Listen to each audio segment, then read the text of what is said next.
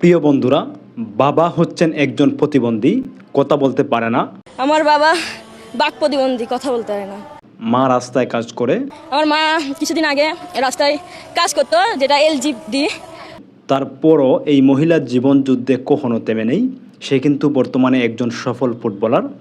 এই ভিডিওটি করার মূল উদ্দেশ্য হচ্ছে একটাই, আপনি জীবনে যেই অবস্থানে থাকেন না কেন, কখনোই মন খারাপ করে আপনি বসে থাকবেন না।